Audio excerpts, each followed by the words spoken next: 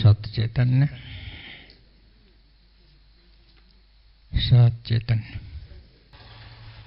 लगन के बगैर काम नहीं बनेगा। कोई भी काम करना हो लगन से करना होता है।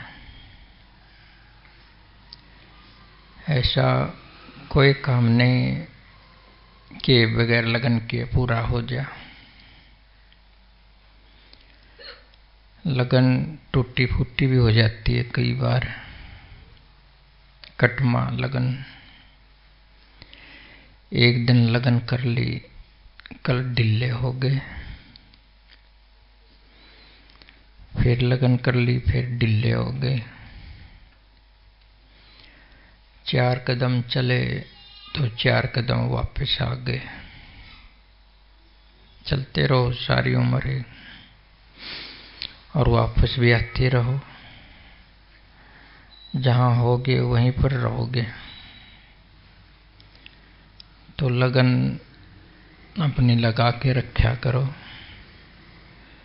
लगन बिना तुम डेली ध्यान नहीं कर सकते, ना डेली सुमरण कर सकते, ना डेली सेवा कर सकते। जीवन में सफल हो ही नहीं सकते। जो सफल हों तो वह लगन सेवा में लगातार अभ्यास करें, काम करें, जब जाके काम बने। वो एक दोहा सुना होगा ना, रस्सी आवत जावत सिर पर पड़त निशान। पहले ये कुएं होया करते हैं, उनके ऊपर ये पत्थर के चौखटे डाल दिया करें थे। चाहे उसके डाल दें लकड़ी के। और ये बहन पानी भरा करती ना, तो निजू बुढ़े कहावे जावे तो खड्डा पड़ जाया करता। तो यही बात है, वह निजू रोज वहीं से आवे वहीं से जावे तो खड्डा पड़ जावे। एक दिन यहाँ से जावे, एक दिन वहां से जावे, क्या खड्डा पड़ सके? नहीं पड़ सकता। खड्डा नहीं पड़ेगा तो नीजू टूटेगी। कभी उधर नीजू घिसेगी। खड्डा नहीं पड़ा तो नीजू घिसेगी। लगातार एक ही जगह काम करते रहे, नीजू को सुरक्षा मिल जाएगी। जो कट गया उसके अंदर से आती जाती रहेगी। तो ये नीजू तुम्हारी जीवन है, तुम्हारा समय है, ये खराब हो जाएगा। ध्यान रखो इन बातों ने। नाम मिला है ना आपको, जिसने नाम मिला है और नाम का सुमरण करो। जब भी टाइम मिले करो, उठे बैठे खड़े उताने, कबीर मुझे ठिकाने। ये तो सुमरण तो एक ऐसी चीज है कि तुम उठे भी कर सको, बैठे भी कर सको, लेटे भी कर सको, खांदे पींदे भी कर सको। हाँ, यदि बातचीत करते हो तब नहीं कर सकते।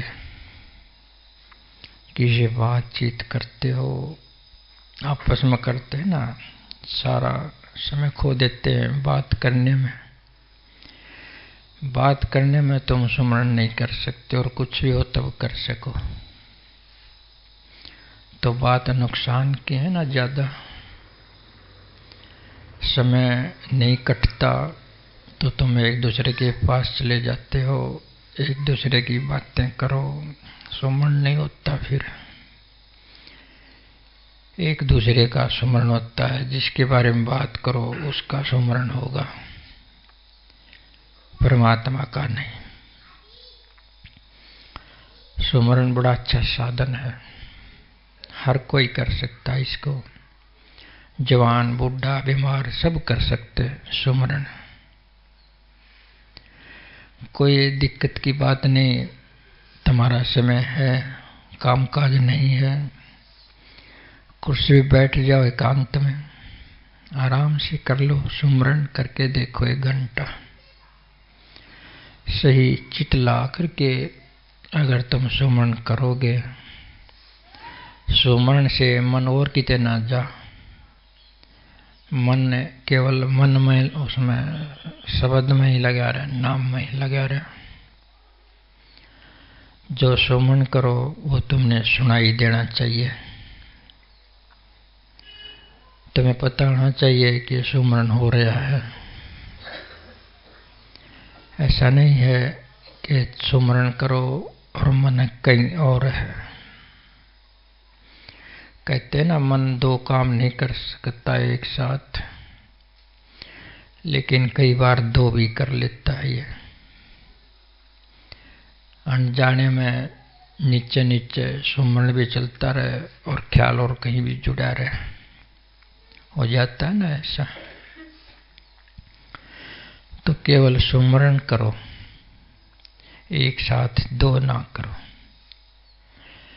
अगर केवल जप करने लग गए, इतना गाढ़ा ख्याल से एक होकर के तुम सुमरण करो, तो ये सुमरण जो है नाम का, ये ध्यान बन जाएगा। आंखें बंद करके तुम सुमरण करते हो ये बताया जाता है, लेकिन खाली अगर सुमरण भी तुम इस तरह से करो पूरी लगन से, ये भी ध्यान बन जाएगा। आंखों के पीछे ख्याल टिकाने की जरूरत ना रहे तुमने, अगर सही से सुमरण कर लेते हो। ये शर्त है, सही से सुमरण कर लेते हो। कई बार मैं एक उदाहरण दिया करूं, रुपये गिनने का, लौट गिनने का। जितनी लगन से लौट गिनो, जितने लगाव से लौट गिनो, इतने लगाव से सुमरण करो तो ध्यान बन जाएगा।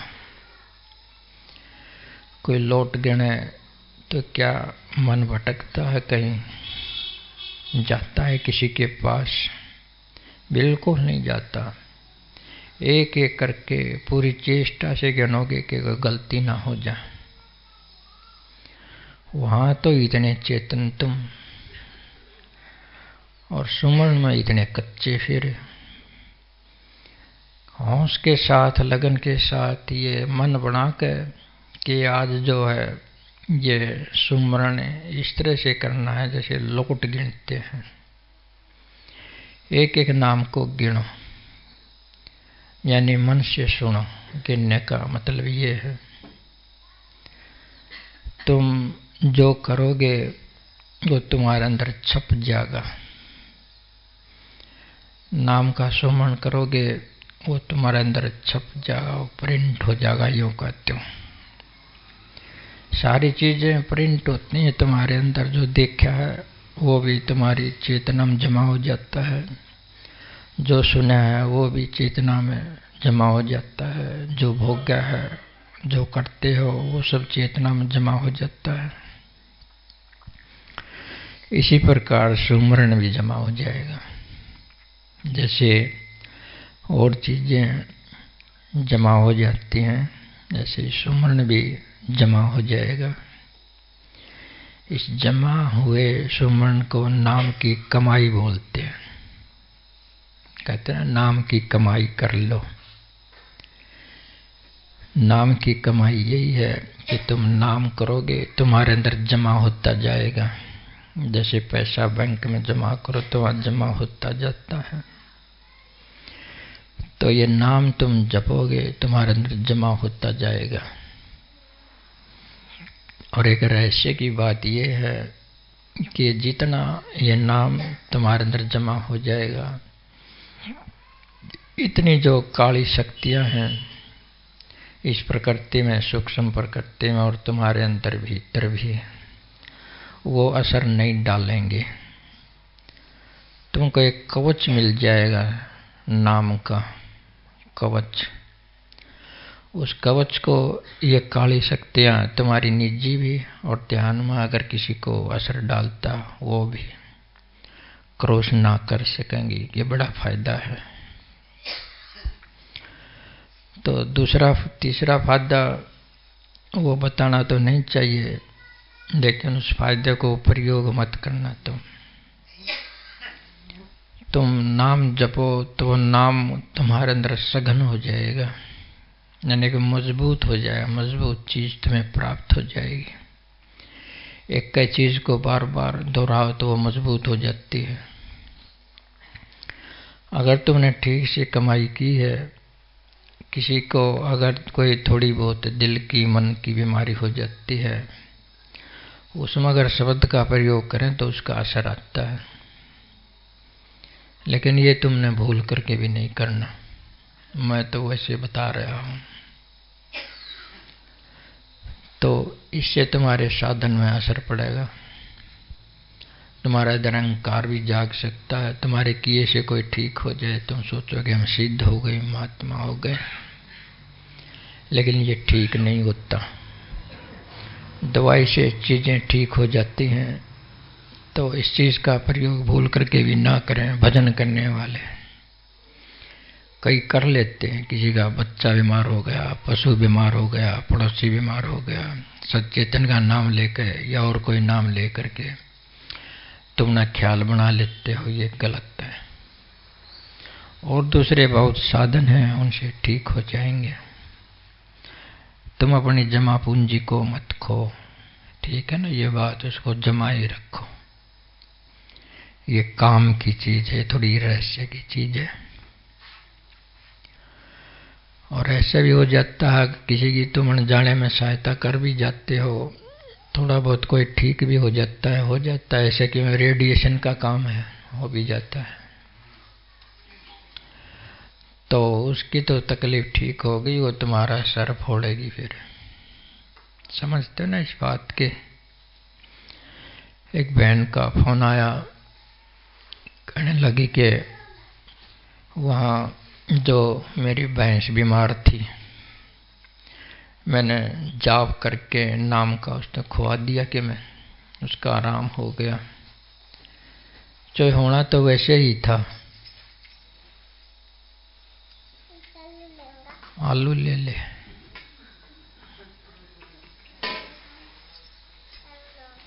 तो कहने लगी मेरा ध्यान नहीं बनता, अब दे दे दे दे दे दे। बच्चा ऐसा है, प्रेम का हो। बच्चे के कारण तो लोग जो प्रण भी तोड़ देते हैं। तो बाल्य वाली बात तो याद हो गई ना आपको, पहले जो बता रहा था कि ये भूल करके भी तुम प्रयोग ना करो, अपना सुधार कर लो, ठीक है ना। बाकी सब परमात्मा की मर्जी बस छोड़ दो, जो होना सो होगा। पीछे जैसी लाइन बिछ चुकी है ना, पीछे एक लाइन बिछ चुकी है, उस लाइन से सब कुछ होगा। जींद से सोनीपत रेलवे लाइन बिछा रखी है, लाइन वहीं से जाएगी, पहले ही बिछा रखी है। वो पहले ना बिछा रखी हो तो रेल वहां नहीं जा सकती। तो हमने कर्मों की जो लाइन है वो पहले बिछा रखी है, वहीं से आना है सब कुछ। तो अपनी लाइन सोच समझ कर बिछा लें मजबूती के साथ। तो ये बच्चे की बात थी ना, वो एक बच्चा कैसा होता है और साधु कैसा होता है, ये बीच में आ गई बात। एक साधु था, उसने अनव्रत ले रखा था, खाना नहीं खाना, रोटी नहीं खानी। 1 साल के ना का व्रत ले रखा, खाना नहीं खाना। तो वो महात्मा एक दिन गली से जा रहा था, 4-5 उसके चेले उसके साथ थे। व्रत पूरा होने में 1 ही दिन बाकी था। एक बच्चा भाग्या हुआ आया आधी रोटी लेकर के ले बाबा रोटी खा ले। अब उस महाराज जी ने उसकी आंखों में देखा, प्रेम के जो आया तो और कुछ ना। तो तो उसने व्रत तोड़ दिया। उस बच्चे की रोटी खा ली। तो साथ में जो महात्मा थे कहने लगे, महाराज जी ये क्या करा, एक ही दिन था, डूब गए आधी रोटी पे। कहने लगा कि जिस चीज की तलाश में था वो मिल गया।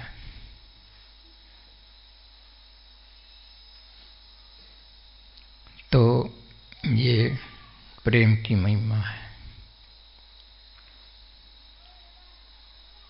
इसमें वचन टूट जाते हैं, समझे ना। तो प्रेम हो तो ऐसा हो कि तुम्हारा अहंकार भी टूट जाए।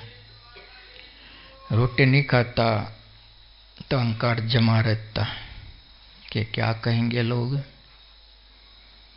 रोटी नहीं खाई एक ही दिन बाकी था, यह कहाँ का साधु है। अहंकार को ना देखा, प्रेम को देखा। तो अहंकार टूटे तो टूटन दे, मटकी फूटे तो फूटने दे। तो ऐसी बात है। सुमरण करोगे तो ऐसा प्रेम तुम्हारे अंदर भी आ सकता है। सुमन की महिमा बता रहा हूं मैं कि सुमन से आत्मा टच करती है तो प्रेम आ जाता है। आत्मा टच करती है तो प्रेम आता है। मन टच करेगा, सवार टच करेगा, अहंकार आएगा। इसलिए सुमन कर लिया करो। सुमन बहुत बड़ी चीज है, क्योंकि आत्मा से संपर्क हो जाएगा। सुमन के सिवाय एक दो चीज और बताई है कि ध्यान, भजन, ये तीन चीज बताइए। ध्यान, सुमन, ध्यान, भजन। सुमन तो आत्मन बता ही दिया थोड़ा थोड़ा के लगाव से करो अपना, ठीक है ना। तो ध्यान भी बता देता हूँ कि यहाँ माथे में तुम ध्यान लगाओ। तुम जहाँ बिंदी लगाती हैं बहनें, यहाँ तुम ध्यान करो। यहाँ आज्ञा चक्र है, ये प्रकाश का, विजन का, दृश्य का स्थान है। यहाँ से सारी आज्ञाएं चलती हैं। ये कर ले, वो मत कर, ये कर ले, वो मत कर। सारा शरीर यहीं से चलता है। बाहर का आस पड़ोस और कार्य कर तो यहीं से आज्ञा होती है, इसलिए इसको आज्ञा बोलते हैं। आज्ञा चक्र, हुक्म होते हैं यहाँ से। तो यहाँ आत्मा बैठती है। यहाँ कंसंट्रेशन, यानी एक तरह से यहाँ ख्याल जमा लेना। तुम ध्यान में बैठे तो सब मोह ममता, सब कुछ का इधर उधर का एक तरफ छोड़ के बैठ जाओ और ध्यान अपना माथे में लगाओ। पहले तो अंधेरा दिखेगा आपको। अंधेरे को देखते रहो एक टक, जैसे किसी दीवार को देखते हो, यूं ही अंधेरे को देखते रहो लगातार एक जगह। उसके बीच में धीरे धीरे रोशनी आनी शुरू हो जाएगी। कोई ऐसे टिमला चश्म लग जाए, कोई ऐसी लाइट आ जाए लीली सफेद हरी, यूं चक्कर सी काटने लग जाए माथे में। कोई तारा, कोई चांद, सूरज, आकाश, पर्वत, झील, कुछ भी बादल वगैरह आ सकते हैं ध्यान के सामने। तो उनको देखते रहो। देखने की चेष्टा ना करो, बस देखते रहो। चेष्टा की तो ध्यान टूट जाएगा। चेष्टा ही मत करो, बिल्कुल शांत होकर समर्पित होकर देखते रहो। कुछ दिखे तो वाह वाह, ना दिखे तो वाह वाह, ठीक है ना। आदमी बेचैन हो जाता है, 10 दिन ध्यान में बैठा है और कुछ नहीं दिखा है। देखने के चक्कर में तुम जाओ मत। आज दिख गया कल नहीं दिखेगा तो तुम शांत नहीं रहोगे, फिर ध्यान नहीं बनेगा। दिखता है परमात्मा की मर्जी, नहीं दिखता है परमात्मा की मर्जी। एक ख्याल रख लो थोड़ा सा। एक चीज तो दिखाई देती है, एक चीज देखने वाला है ना। ऐसा ही एक चीज तो देखने वाला है और एक चीज दिखाई देता है, ये दो हैं। एक तो दृश्य है, एक दृष्टा है। तो जो ये दृष्टा है ये देखने वाला है, अंधेरे को देखने वाला के, प्रकाश को देखने वाला के, दुनिया को देखने वाला। इसको ख्याल में रखो, ये खास चीज है, समझे ना। चाहे तुमको कुछ भी ना दिखे, चाहे सब कुछ दिखता रहे, इस देखने वाले को मत भूलो, यही आत्मा है। समझते हो ना। ये जो देखने वाला है इसको साक्षी बोलते हैं, यही आत्मा है जिसको मैं चेतन आत्मा बोलूं।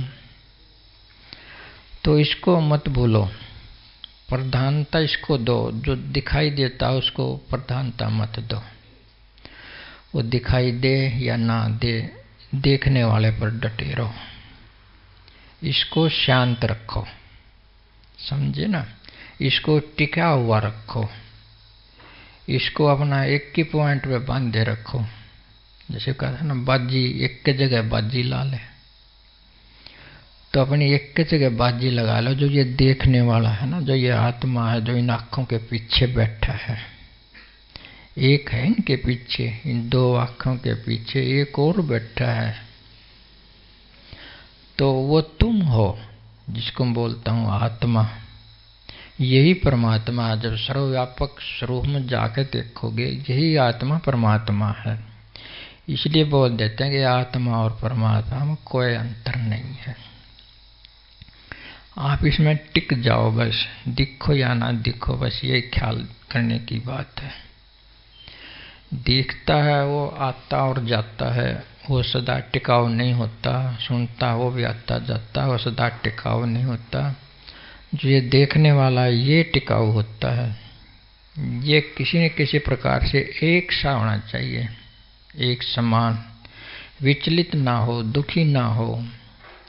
इस तरह का इसका ख्याल रखो कि ये टिकाऊ बना रहे माथे के पीछे जो बैठा है। इसमें अकेला ध्यान काम नहीं आएगा, सुमरण भी काम आएगा। जैसे मैंने बताया, जो ज्यादा सुमरण करेगा वही ज्यादा बैठ सकेगा। तो ध्यान में तुम्हें कई चीजें आ सकती हैं, जैसे प्रकाश आ गया, जैसे कई चीजें बताई थी मैंने। मनमाने बादल से आ जाए, कुछ और सीन आ जाए, बारिश होती दिख जाए, जैसे फुहार पड़ती दिख जाए, आसमान चमकता हुआ दिख जाए, तारा दिख जाए, चांद दिख जाए, पता नहीं क्या क्या दिख जाए। तो इससे हटकर एक और भी चीज है, वो एक आनंद भी होता है, एक आनंद आ जाता है। कई बार ये चीजें नहीं आती, डायरेक्ट आनंद आ जाता है। वो आनंद इन चीजों से गहरा है, आत्मा का आनंद। किसी ने आंख बंद करके महसूस किया हो तो जो ध्यान करते हैं वो उस आनंद को महसूस करते हैं। वो नए भी चाहते हो तो उनकी आंखें बंद हो जाती हैं कुदरतन। जिसकी आप ही आंख बंद हो जाती हैं, समझो वो रस लेता है आनंद का। जानबूझ के आंखें बंद करता है, वहाँ रस नहीं है। अभी अपने आप आंखें बंद होने लग जाए तो वहाँ रस है। ये ध्यान का बड़ा मजा है। एक किसी को मजा आने लग जाए तो समझो रास्ता चल पड़े, अब उसको कोई हिला नहीं सकता। क्यों? उसको जो चाहिए था, जिसकी खोज में था, उसे पास आ गया। वो उसको बढ़ाते जाओ। इससे भी एक और अच्छी अवस्था है, उसको शून्य अवस्था बोलते हैं। शून्य अवस्था, कुछ ना। फिर कई बार ध्यान में कोई बैठ जाता है तो उठता है, कहता पता नहीं कहाँ चला गया। ऐसा अगर जो ध्यान में सो जाता है उसके साथ भी ऐसा हो जाता है, लेकिन वो सोने वाली अवस्था नहीं होती, वो बगैर सोए होती है कि पता नहीं कहाँ चला गया। तो ये शून्य अवस्था भी बहुत बढ़िया है। शून्य अवस्था आ गई तो तुम सम रहोगे, बिल्कुल शांत। शून्य अवस्था का मतलब जितना भी ये दृश्यमान पदार्थ है, इससे उल्टी अवस्था। जैसे आकाश है, इस पदार्थ से उल्टी अवस्था। ये तो निराकार है और ये पदार्थ तो आकार है। अगर तुम शून्यता में ठहरने लग गए, चाहे तुमको बोध हो या ना हो, बाहर की चीज कोई भी तुम्हारे अंदर प्रवेश करेगी तो उसको पता चल जाएगा तुमको, क्योंकि ये दोनों विपरीत हैं। विपरीत में विपरीत आएगा तो पता चल जाएगा।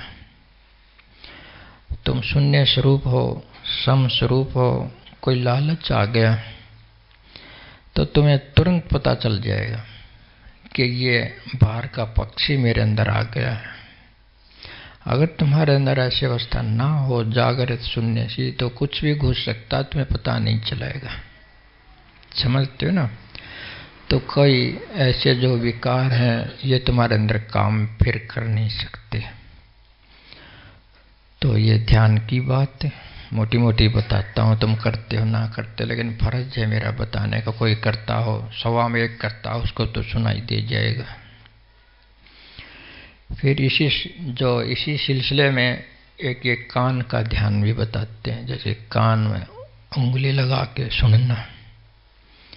शुरू में तो कुछ नहीं सुनेगा आपने,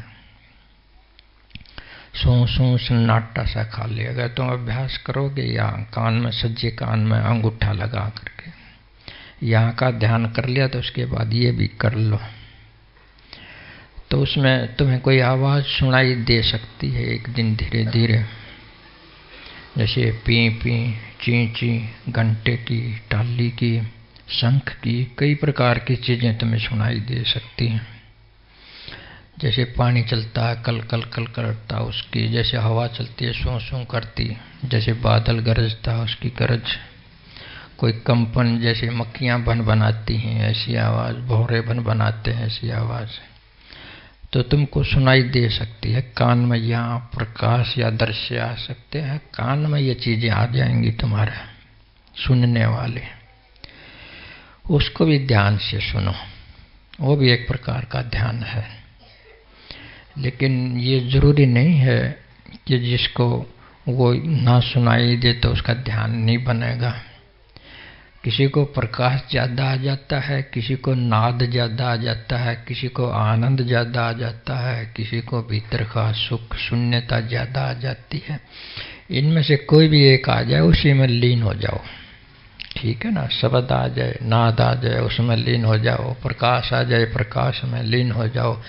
आनंद आ जाए, आनंद में लीन हो जाओ। शून्यते जाओ, उसमें खोज जाओ। एक बार ऐसा तुम्हें अगर सफल हो गए तुम, तुम्हारा जीवन सफल हो जाएगा। तुमने जिस लिए ये जन्म लिया है वो पूरा हो जाएगा। आपको ज्ञान भी, बोध भी, आनंद भी, समझ भी, प्रेम भी, प्यार भी, सब आपको मिल जाएगा। आप बड़े सुंदर हो जाओगे भीतर से, सुंदर सुंदर, भरपूर भरपूर। फिर आपको क्या चाहिए? और कुछ ना चाहिए। यहाँ तुम खाओगे, पियोगे, बरतोगे, भोगोगे तो कोई बात नहीं है, वो दूसरे दर्जे की बात है। लेकिन ये तुम्हारा ये लक्ष्य नहीं रहेंगे। ये बस इतना फर्क पड़ेगा। तुम्हारा ये लक्ष्य नहीं रहेंगे, तुम इनके लिए स्कीम नहीं बनाओगे, इनके लिए सोचोगे नहीं, इनके लिए मेहनत नहीं करोगे। जो कुदरतन हो रहा है वैसा करते रहोगे, उन्हें जिंदे रहोगे आनंद के साथ। बाहर लगाव नहीं पड़ेगा। अगर भीतर लगाव हो गया है तो फिर तुम संसार की ओर झुक नहीं सकते। कोई कितना जोर लगा ले, नहीं झुक सकते। मर जाओगे, जहर पी लोगे, लेकिन संसार की ओर नहीं झुकोगे। ऐसी चीज है अगर तुमने अपना आपा पा लिया। सारी चीजें स्वाद हैं, क्या तुम्हारा आपा स्वाद नहीं हो सकता? मिर्च खाते वो भी स्वाद है, बर्फी खाते वो भी स्वाद है, कुछ भी दूध पीते वो भी स्वाद है। छोटी छोटी चीजें इतनी स्वाद है, इनके ऊपर आदमी मरते हैं। क्या तुम्हारा खुद का स्वाद नहीं हो सकता? कोई एक मिर्च का स्वाद है तो तुम्हारे आपे का स्वाद नहीं हो सकता। ये आपे का स्वाद तुम नहीं खोज सकते। ये खोज लोगे तो तुम्हारा जीवन सफल हो जाएगा। तुम बहुत स्वाद हो अपने आप में, चखन लिया तो एक बार बड़े ही आनंद पूर्ण हो, बस मजा आ जाएगा। लेकिन ध्यान, भजन, सुमरन तीनों किया करो, टाइम लगा के लगन से किया करो। बगैर लगन से काम नहीं बनेगा। आज कर लिया, वो कर लिया, वो कर लिया, तो बाहर की चीजें तो छोड़नी ही होंगी। एक बहन थी, सुबह सुबह कहने लगी कि मैं सत्संग में नहीं आ सकती, मेरे बच्चे आए हैं, वो छोड़ने हैं। वहाँ बच्चे कितने बड़े हैं, क्या अच्छे बड़े बड़े हैं, वो तो नौकरी लाग रहे हैं, उनका तो शादी भी हो रही है, उनकी लड़की भी बड़ी है, वो छोड़ कर आए कि सत्संग में ना आऊँ। बताओ, आप जा सकते हैं, सारा काम हो सकता है और सत्संग छोड़ दे। ये मैं कह रहा हूँ कि लगन होनी चाहिए। ऐसा नहीं कि ऐसा हो गया तो अपना जो राही है उसको ही छोड़ दो। ये आना जाना है, सब कुछ झमेला है कि इसमें मर जाओ, खपत हो गया तो इसमें तो बाहर निकल कर रह लो, उधर का ही फर्ज कर लो, उधर का भी कर लो। तो मेरे कैसे आगे बा आनंद ले रही हो सत्संग का, वहाँ तो मोह ममता में सारा दिन पड़ी रहे, समझे कि नहीं। तो सत्संग नहीं छोड़ना चाहिए। तो एक बार तुम आ जाओ अपने भीतर तो बात तुम्हारी बन जाएगी। एक बार एक अमीर आदमी स्टेशन पर चला गया, अपना यात्रा करनी थी, अमीर आदमी, और वहाँ उसको एक लड़का मिल गया छोटा, कोयले चुग रहा था वो। पहले रेल चलती थी ना, कोयलों से चलती थी, तो वहाँ अंजन में कोयले काले डालें तो नीचे ही पड़ जाए कुछ न कुछ, तो नीचे जो ये कबाड़ चुगने वाले होते हैं वो कोयले काले भी चुग लेते हैं आकर के। एक बच्चा वहाँ कोयले चुग रहा था, एक अमीर आदमी ने उसको देख लिया। उसने बुला के पूछा कि भाई तुम कोयले क्यों चुगता है? बोला जी और क्या करूं, रोटी खानी है, पेट में रोटी डालनी है, कोयले तो चुगूंगा, कि और कुछ नहीं कर सकता, कि और क्या करूं मैं, मेरे पास कोई साधन नहीं, क्या करूं मैं, ये कोयले ही मजबूरी में चुगने पड़ रहे हैं मेरे को, जीविका चलानी है। फिर ऐसी हालत में आ क्यों गया तुम कोयले चुगने की? सभी के बच्चे अपने माता पिता के पास रहते हैं, तुम कोयले चुग रहा है। कहने लगा एक बार मैं अपने पिता के साथ मेले में चला गया था और वहाँ खिलौने की दुकान लगी हुई थी, बहुत सुंदर सुंदर खिलौने। तो मैं उस खिलौना जो सुंदर दुकान थी उस पर मेरा ख्याल चला गया, मेरे को बढ़िया लगे और मैं उनको देखने लग गया, एक टक हो गया कौन सा खिलौना लूं, कौन सा खिलौना लूं। तो उस दौरान वो पिता की उंगली छूट गई, बस मेले में मैं रल गया, धीरे धीरे ये काम करना पड़ गया, कोयले चुगने की शामत मेरे ऊपर आ पड़ी। कहने लगा तो एक काम कर, मेरे साथ चल, मेरे घर भी कोई लड़का नहीं है, मैं भी अकेला आदमी हूँ, था धनी, तो मैं आपके साथ कैसे चलूं? फिर ये कैसे चलेगा? कहने लगा इसकी चिंता ना कर, तो मेरे घर चल, मेरे पास बहुत धन है, कोठी है, मकान है, सब कुछ है, धन है, दौलत है, वहाँ चल तू, मैं तेरे को पढ़ा दूंगा, लिखा दूंगा, एक योग्य इंसान बना दूंगा। तो उसके कहने से उसके साथ चला गया। साथ चला गया तो उसको वैसा ही बना दिया, उसके लत्ते कपड़े बदल दिए, उसका खान पान सब बदल गया, एक ऐसा बना दिया उसका जैसे राजकुमार हो, पढ़ा दिया, लिखा दिया, योग्य बना दिया, सब इतना पढ़ा लिखा दिया कि कल नौकरी पर लग सके। तो एक दिन क्या किया उस आदमी ने, कहने लगा इधर आ तू, कि तू मेरे घर से भाग जावे, या मत रह, अपना वही काम अपना ले जैसे पहले था, वैसे ही हो जा आज। फिर सोच ले कि मेरा पिता से आंगली छूट गई और मैं कुछ नहीं कर सकता कोयले चुगने की सिवा। कहने लगा मैं तो ऐसा नहीं कर सकता, चाहे मर जाऊं मैं। उसके पैरों में गिर गया कि क्यों नहीं कर सकता, कि मेरे को पता चल गया वो अवस्था क्या है, ये अवस्था क्या है। वहाँ कोयले चुगने में तो हाथ काले होते हैं, यहाँ तो देखो मैं कैसे सुंदर ढंग से रहता हूँ, बढ़िया कपड़े हैं, बढ़िया खान पान है, बड़े आनंद से रहता हूँ, बड़ी सुरक्षा है, कोई दिक्कत नहीं। वहाँ तो बड़ी मुश्किल थी और मैं उसी में फिर दोबारा चलाएगा तो नहीं जा सकता, चाहे मैं मर जाऊँ वो काम नहीं करूँगा और कर लूँगा। ये दोनों चीज़ों की तुलना होगी उसकी, कोल्ले चुगने वाले की अवस्था का भी और घर महल में रहने वाली अवस्था का भी तुलना होगी, कौन सी अच्छी है। अब वो महल में रहता है, क्या कोल्ले चुग लेगा फिर दोबारा? मेरे ख्याल तो कोई नहीं चुग सकता। बस यही है, जो तुम अपने आत्मा की महल में अगर आ गए ना एक बार, संसार रूपी ये जो काम विषय भोग संसार के लक्ष्य छोटे मोटे धन दौलत मान सम्मान ये कोल्ले हैं, इनको चुगने में नहीं जा सकते तुम। कितना कोई जोर लगाए नहीं जा सकते। लोगों को जहर पिला दिया कि इस रास्ते को छोड़ दे, सूली पर चढ़ा दे, इस रास्ते पर छोड़ दे, उन्होंने छोड़ा नहीं। कढ़ाया में जला दिए, नदी में डबो दिए, लेकिन उन्होंने लोगों ने छोड़ा नहीं। सुनते ना, तो क्यों नहीं छोड़ा? कोई तो बात होगी। बस बात यही है कि उन्होंने अपना भीतर का जो है वो पा लिया था, अपना स्वरूप, अपने स्वरूप का चस्का पड़ गया था। बस सारे सत्संग यूं में करो मैं कि तुम्हें स्वरूप का चस्का पड़ गया किसी न किसी तरह से, समझते हो ना। स्वरूप का चस्का अगर तुम्हें लेना है, खुद का स्वाद तुमने लेना है, तो सुमन कर लिया करो, ध्यान कर लिया करो, भजन कर लिया करो, सेवा कर लिया करो, तो काम बन जाएगा। कर लोगे नियम से, लगन से। आज करा, काल नहीं करा, परसों कर लिया, फिर नहीं करा, ऐसे काम नहीं चलेगा। डेली जरूर भी करो, चाहे थोड़ा करो, ठीक है ना। जरूर नहीं तुम घंटा 2 घंटा बैठो, डेली करो, जरूर अपने हाजिरी जरूर लगाओ। तुम अपनी आत्मा में ठहरे रहोगे, फिर तुम्हें कोई दिक्कत नहीं आएगी। बस समस्या है कि आत्मा से बाहर हो जाते हो, बात गड़बड़ हो जाती है, ठीक है। कर लोगे ना इतना सही में? अच्छा तो ठीक है, सच्चे तो नहीं है।